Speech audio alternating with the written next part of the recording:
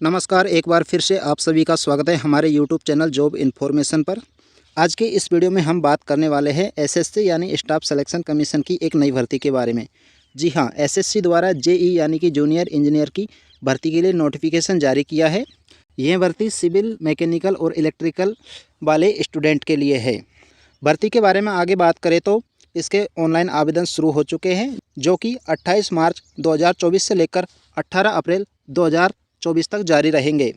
यानी कि 28 मार्च 2024 से 18 अप्रैल 2024 तक आप इसके आवेदन कर सकते हैं। आवेदन फ़ीस की बात करें तो 19 अप्रैल 2024 रात 11 बजे तक आप इसके आवेदन की फ़ीस भर सकते हैं। आगे बात करते हैं, यदि आप एप्लीकेशन फॉर्म भरने में कोई त्रुटि कर देते हैं तो उसके करेक्शन के लिए 22/4 से लेकर 23/4/2024 तक आपका विंडो ओपन होगा, जिसमें जाके आप इसका करेक्शन कर सकते हैं। आगे बात करते हैं टेंटेटिव शेड्यूल के बारे में। तो कंप्यूटर बेस्ड जो एग्ज़ाम है वो 4 जून 2024 से 6 जून 2024 के बीच आयोजित होगी। यानी आपका जो पेपर है वो 4 जून से शुरू होगा और 6 जून तक चलेगा। टेंटेटिव शेड्यूल में जो सीबीटी का जो सेकंड वाला पेपर है उसका अभी जो नोटिफाई है वो बाद में जारी किया जाएगा। अभी इसके बारे में कोई सूचना नहीं है। ठीक है, आगे बात करते हैं इसकी क्वालिफ़िकेशन के बारे में। देखिए, जो जेई की भर्ती है उसकी क्वालिफ़िकेशन की बात करें तो इसमें आपको सिविल, इलेक्ट्रिकल और मैकेनिकल में डिग्री या डिप्लोमा होना आवश्यक है। यानी कि सिविल का डिप्लोमा या डिग्री, इलेक्ट्रिकल का डिप्लोमा या डिग्री और मैकेनिकल का डिप्लोमा या डिग्री, इनमें से कोई एक होना आवश्यक है। और साथ में आपके पास 2 साल का एक्सपीरियंस भी होना आवश्यक है। यानी कि प्रत्येक जो ऑर्गेनाइजेशन की जो भर्ती है, जैसे फर्स्ट वाली है बॉर्डर रोड्स ऑर्गेनाइजेशन, इसमें सिविल, इलेक्ट्रिकल, मैकेनिकल, इसमें तीनों जो क्वालिफ़िकेशन उनकी जो भर्ती है उनमें आपको साथ में 2 साल का एक्सपीरियंस भी चाहिए ही चाहिए। 2 साल का एक्सपीरियंस इसमें चाहिए ही चाहिए। काफ़ी ऑर्गेनाइजेशंस है जिनकी ये भर्ती आई है, जैसे फर्स्ट वाली है बॉर्डर रोड्स ऑर्गेनाइजेशन, सेकंड है ब्रह्मपुत्र बोर्ड, मिनिस्ट्री ऑफ जल शक्ति। आगे बात करें, थर्ड नंबर पे है सेंट्रल वाटर कमीशन, चौथे नंबर पे है सेंट्रल पब्लिक वर्क्स डिपार्टमेंट यानी CPWD। इसके बाद नेक्स्ट है central water and power research station. इसके बाद है DGQA यानी नवल मिनिस्ट्री ऑफ डिफेंस, जो 6 नंबर वाली है। आगे बात करते हैं, ये जैसे नेक्स्ट है 7, 8, 9 यानी कि टोटल 9 जो ऑर्गेनाइजेशन है जिनकी ये भर्ती है। लास्ट वाली है national technical research organisation NTRO, जिसमें केवल सिविल वाले स्टूडेंट ही फॉर्म भर सकते हैं। डिप्लोमा चाहिए सिविल में किसी भी यूनिवर्सिटी या इंस्टीट्यूट से। एज की बात करें तो आपकी मैक्सिमम जो एज है वो 30 ईयर होनी चाहिए। आगे बात करते हैं नोटिफिकेशन के बारे में। तो यहाँ पर जो ये जो दे रखा है वैकेंसीज़ के बारे में, यानी कि किस किस ऑर्गेनाइजेशन में किस किस डिपार्टमेंट में कितनी वैकेंसी है, तो उनकी यहाँ बात करते हैं। तो ये टोटल वैकेंसी का जो ब्यौरा यहाँ पे दिया हुआ है आप देख सकते हैं। जैसे फर्स्ट वाली है बॉर्डर रोड्स ऑर्गेनाइजेशन, ये केवल मेल कैंडिडेट के लिए है और सिविल वाले कैंडिडेट के लिए है। इसमें बात करते हैं सिविल, इलेक्ट्रिकल और मैकेनिकल तीनों ही इसमें डिग्री या डिप्लोमा चलेगा। SC की बात करें तो 76 पोस्ट है, ST की बात करें तो 36, OBC की 136, EWS की 48 और अनरिजर्व कैटेगरी यानी कि जनरल की 142 और टोटल 438 इसमें पोस्टें हैं। ये केवल मेल कैंडिडेट के लिए है। बाकी इलेक्ट्रिकल और मैकेनिकल वालों की भी यहाँ पर है। इलेक्ट्रिकल की बात करें तो SC के लिए 8, ST की कोई पोस्ट नहीं है, OBC की कोई पोस्ट नहीं है, EWS की 4 पोस्ट और जनरल की है 27, टोटल 37 पोस्ट इसमें दी गई है। इसी प्रकार सभी जो भी डिपार्टमेंट है सबकी यहाँ पर पोस्ट मेंशन की गई है। जो भी वैकेंसीज़ है उसका ब्यौरा यहाँ पर दिया गया है। आगे बात करते हैं इसमें एज लिमिट और जो एज में रिलैक्सेशन दिया जाता है, जो छूट दी जाती है उसके बारे में।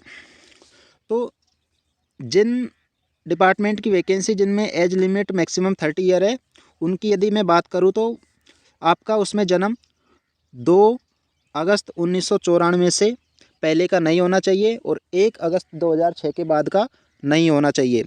बात करें 32 ईयर वाली जो मैक्सिमम एज वाली जो पोस्ट है उनके लिए, तो इसमें आपकी जो एज है 2 अगस्त 1992 से पहले की नहीं होनी चाहिए और 1 अगस्त 2006 से बाद में की नहीं होनी चाहिए। एज रिलैक्सेशन की बात करें तो ST और SC के लिए यहाँ पर 5 ईयर की है, OBC के लिए 3 ईयर की है, PWD अनरिजर्व और EWS के लिए 10 ईयर की है, PWD में OBC वालों के लिए 13 ईयर की है और PWD ST और SC वालों के लिए 15 ईयर की है। बाकी जो भी छूट है वो यहाँ पे नीचे मेंशन की हुई है, जिन्हें आप देख सकते हैं। चलिए आगे बात करते हैं कि इसका आवेदन कैसे करना है और इसकी जो एप्लीकेशन फ़ीस है वो क्या रहने वाली है।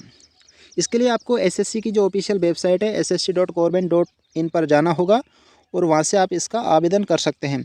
फ़ीस की बात करूँ तो इसमें जो फ़ीस है वो आपकी 100 रुपये रहने वाली है। 100 रुपये आपकी फ़ीस होगी ओनली जो ओबीसी और जनरल वाले कैंडिडेट हैं उनके लिए। बाकी एसटी एससी के लिए इसमें कोई फ़ीस मेंशन नहीं की हुई है, यानी कि एसटी एससी वालों की कोई फ़ीस यहाँ पर नहीं लगने वाली। साथ में वुमेन कैंडिडेट की भी फ़ीस नहीं लगेगी। आगे बात करते हैं जो एग्ज़ाम आपका होने वाला है उसके सेंटर किस किस जगह पर आने वाले हैं उसके बारे में। तो यहाँ पर दिया हुआ है सेंटर्स ऑफ एग्जामिनेशन। सेंटर्स की मैं बात करूँ, यदि सेंट्रल रीजन की बात करें सीआर की, तो बिहार और उत्तर प्रदेश में आपके सेंटर आने वाले हैं। ईस्टर्न रीजन की बात करें तो अंडमान निकोबार, आइसलैंड, झारखंड, उड़ीसा, सिक्किम और वेस्ट बंगाल में आपके सेंटर आने वाले हैं। कर्नाटक और केरला रीजन की बात करें तो कर्नाटक, केरला और लक्षद्वीप पर इसके एग्ज़ाम के जो सेंटर होंगे। आगे जो एमपीआर यानी मध्य प्रदेश रीजन की बात करें तो छत्तीसगढ़ और मध्य प्रदेश में इसके सेंटर आने वाले हैं। नॉर्थ ईस्टर्न रीजन की बात करें तो अरुणाचल प्रदेश, आसाम, मणिपुर, मेघालय, मिजोरम, नागालैंड और त्रिपुरा में इसके एग्ज़ाम के सेंटर होंगे। नॉर्थन रीजन की बात करें तो दिल्ली, राजस्थान और उत्तराखंड शामिल है। नॉर्थन वेस्टर्न रीजन की बात करें तो चंडीगढ़, हरियाणा, हिमाचल प्रदेश, जम्मू कश्मीर एंड लद्दाख और पंजाब एग्ज़ाम के आपके सेंटर होने वाले हैं। साउथ रीजन की बात करें तो आंध्र प्रदेश, पुदुचेरी, तमिलनाडु और तेलंगाना में आपके सेंटर होने वाले हैं। वेस्टर्न रीजन की बात करें तो दादर नागर हवेली एंड दमन दीप, गोवा, गुजरात और महाराष्ट्र में आपके एग्ज़ाम के सेंटर होने वाले हैं। आपके सिलेबस की बात करें तो आपका जो एग्ज़ाम की जो स्कीम है उसमें 2 पेपर होंगे।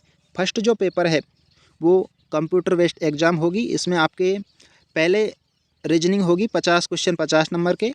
सेकंड वाला है जनरल अवेयरनेस जो कि 50 क्वेश्चन 50 नंबर के होने वाले हैं।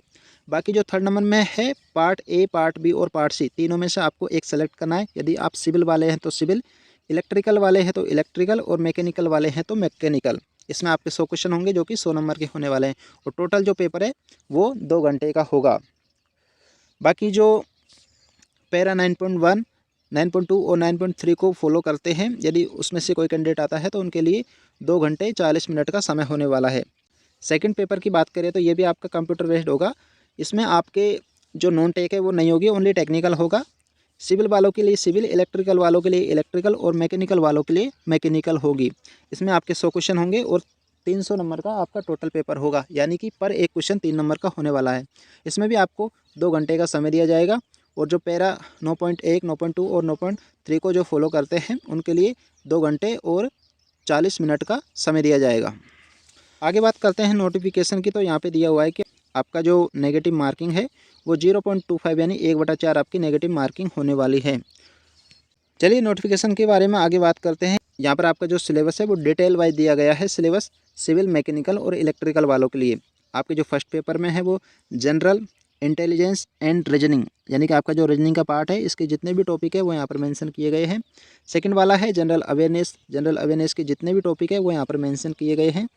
बाकी आगे बात करें तो आपके जो सिविल वाले हैं तो सिविल वालों का यहाँ पर जो भी सिविल के टॉपिक आपको यहाँ पर पेपर में देखने को मिलेंगे वो भी यहाँ पर मेंशन किए गए हैं। इलेक्ट्रिकल वालों के लिए इलेक्ट्रिकल और मैकेनिकल वालों के लिए मैकेनिकल का जो सिलेबस है वो विस्तार से दिया गया है। पेपर सेकंड की बात करें तो आपके जो सिलेबस है वो यहाँ पर डिटेल से दिया गया है। सिविल वालों के लिए जो भी टॉपिक आएंगे वो यहाँ पर दिए गए हैं, जैसे ये सभी टॉपिक है सॉइल मैकेनिक्स, हाइड्रोलिक्स और बाकी जो भी टॉपिक है यहाँ पर आप देख सकते हैं। सभी टॉपिक्स यहाँ पर डिटेल से दिए गए हैं।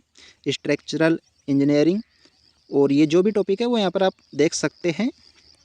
एंड इलेक्ट्रिकल वाले वो हैं जो इलेक्ट्रिकल वाले जो कैंडिडेट हैं उनका भी यहाँ पर सिलेबस विस्तार से दिया गया है, जैसे बेसिक कॉन्सेप्ट से सर्किट लो, मसी fundamental, measurement and measuring instrument, electrical machine. बाकी जो भी है नीचे देख सकते हैं आप, सिंक्रोनस मशीन हो गई, जनरेशन, ट्रांसमिशन एंड डिस्ट्रीब्यूशन हो गया, estimation and costing, utilisation of electrical energy, basic electronics. ये आपके इलेक्ट्रिकल वाले जो टॉपिक है वो यहाँ पर हो गए। मैकेनिकल की बात करें तो मैकेनिकल में ये जो भी टॉपिक दे रखे हैं, theory of mechanics and machine design, engineering, machinist and strength of material, thermal engineering और जो भी टॉपिक है आप इनको नीचे देख सकते हैं। विस्तार से इनको सभी को यहाँ पर मेंशन किया गया है।